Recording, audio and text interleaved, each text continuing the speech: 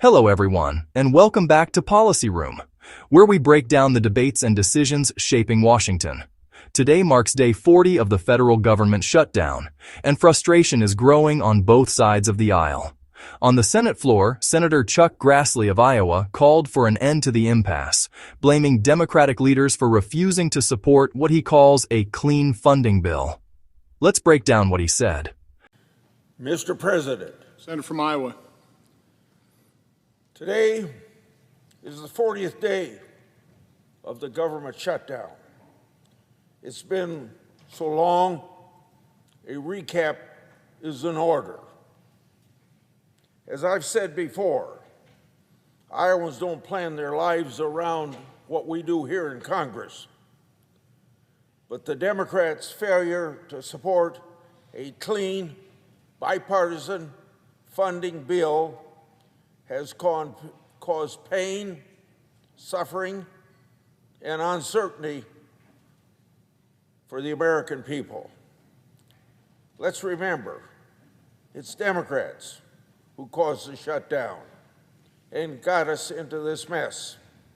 All but 3 Democrats have repeatedly voted against a clean, continuing resolution to fund government, agencies, and programs. Even at the Biden-era levels, they won't even support funding that their Democrats have voted for and supported for the last 4 years prior to Trump's reelection. All we need is 5 more Democrats. There are not any partisan policy priorities from either side. That's why we call it a clean government funding resolution. Republicans, by supporting this continuing resolution, have sought to put partisan politics aside to keep the government open for the American people, while the Appropriations Committee members hash out full-year appropriation bills under what we call regular order. Now, obviously, for the last 40 days, the taxpayers of this country and every citizen see daily demonstrated Democrats have had other plans other than just a clean funding resolution. They have not put their policy priorities to the side. They've taken the American people hostage by refusing to vote for a government funding unless it includes their partisan priorities. Top of their list is extension of the Biden-era COVID subsidy for Obamacare. Now understand, what we're talking about was instituted because we had a COVID shutdown of government and people were hurt because the government decided in early 2020, at the beginning of the COVID pandemic, that 22 million people should be put in the unemployment rolls. That's what happens when government shuts down the economy. So, this is a subsidy Democrats decided to sunset at the end of this year. Now the Democrats shut down the government to continue what was meant to be a temporary program. And something we learn from the word temporary program or temporary taxes is everybody soon decides temporary becomes permanent. These expanded subsidies that go back to the beginning of the COVID era go to big insurance companies for Americans over 400% of federal poverty level.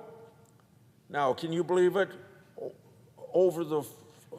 What I mean when I say over 400% poverty level, that could include people making over $600,000 a year.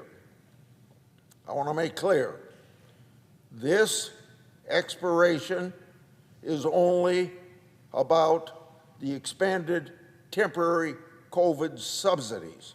So everybody else that depends upon the subsidy for Obamacare, I want to make very clear to them that the premium subsides for individuals and families under 400% of the federal poverty level that existed prior to COVID are permanent law, and those people will not be affected because that permanent law is not being changed by anything that we're debating here today.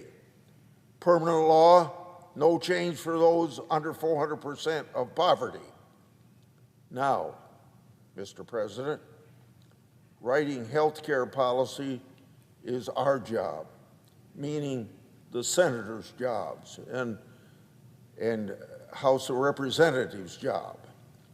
However, every one of us in this body knew that this deadline that we're talking about was approaching, and we had already made plans to address the policy issues later in the year. Yet, as we find out now for the last 40 days, that timeline was not satisfactory to the Democrats. I've been in the elected office a long time, and taking government hostage and shutting it down is always a losing proposition.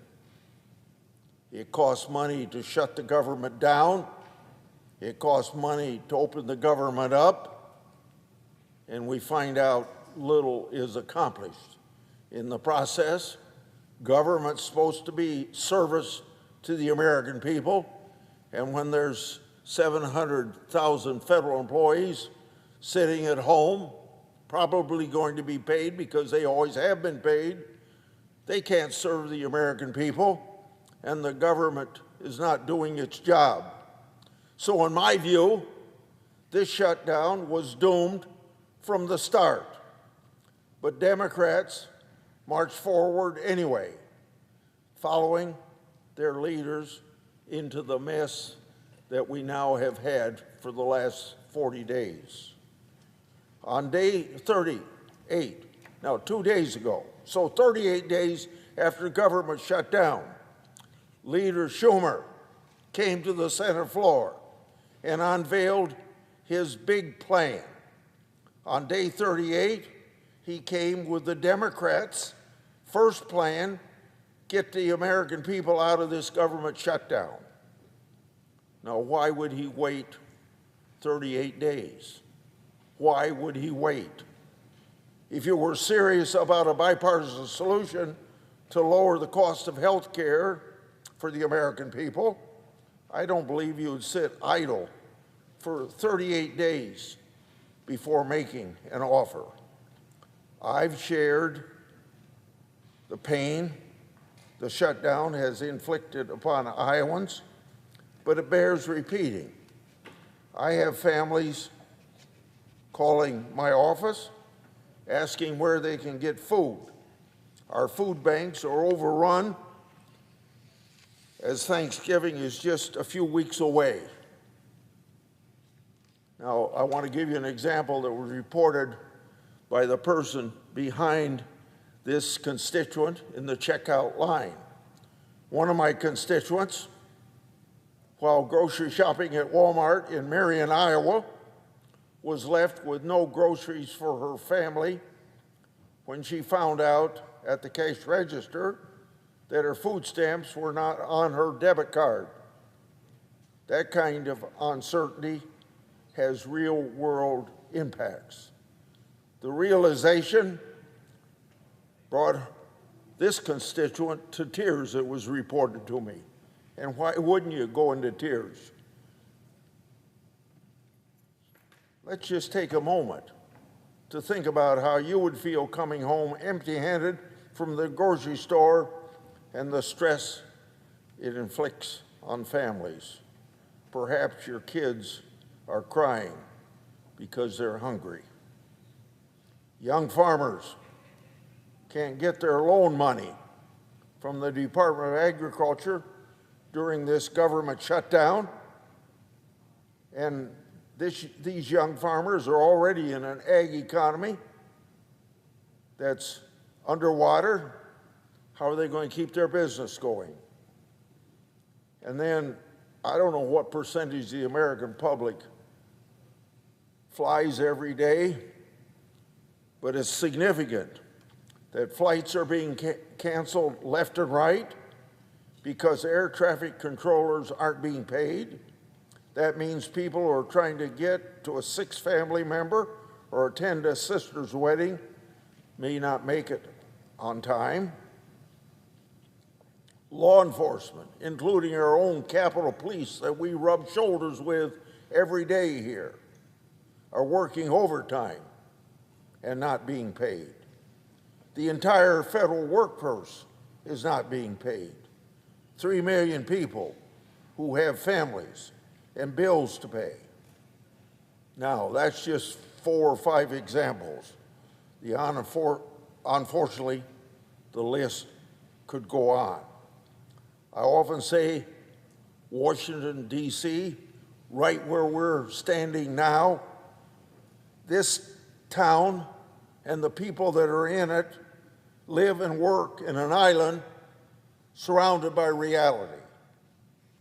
I've been begging Leader Schumer to give just 5 Democrats the go-ahead to join us in a common sense, clean funding bill.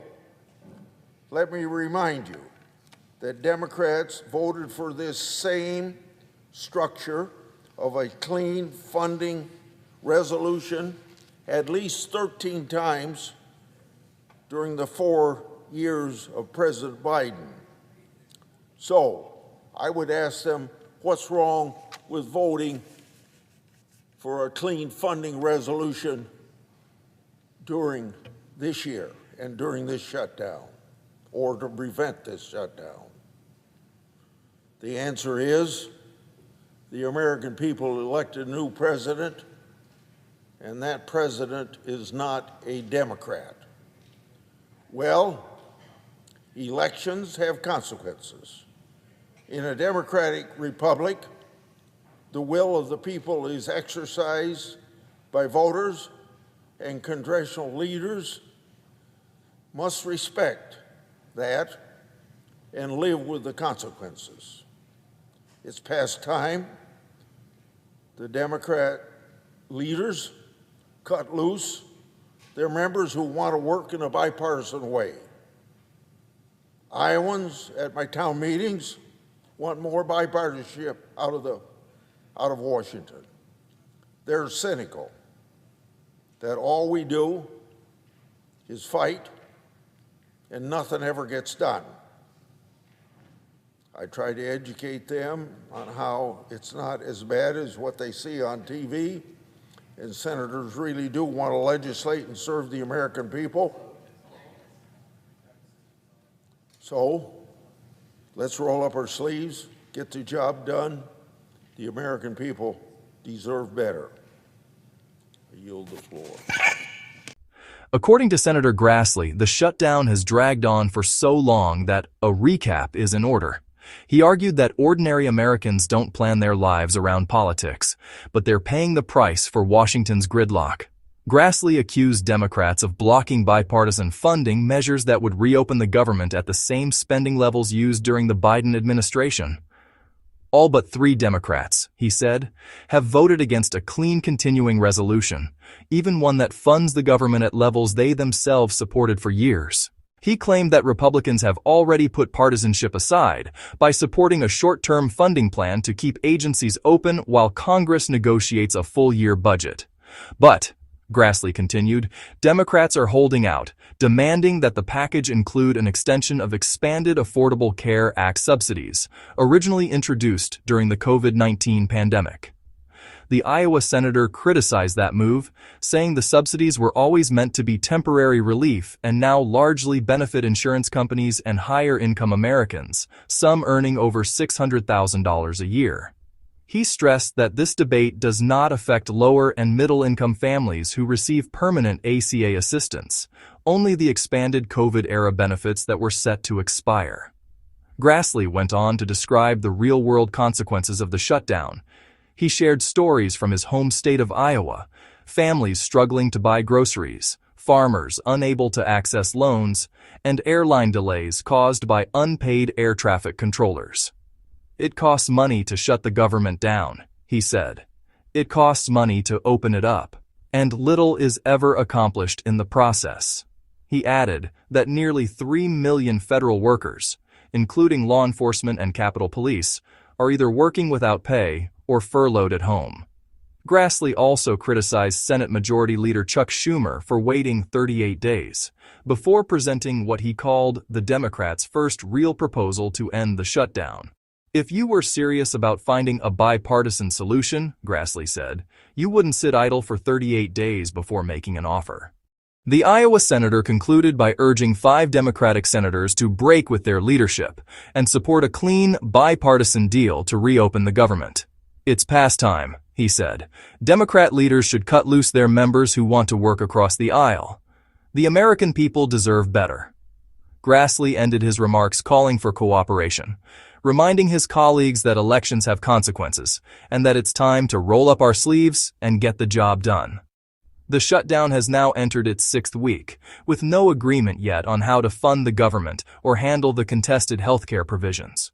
What do you think? Should Congress pass a clean funding bill now and debate policy later, or tie healthcare and spending issues together? Let us know in the comments below. And don't forget to like, subscribe, and turn on date from Capitol Hill. Thanks for watching.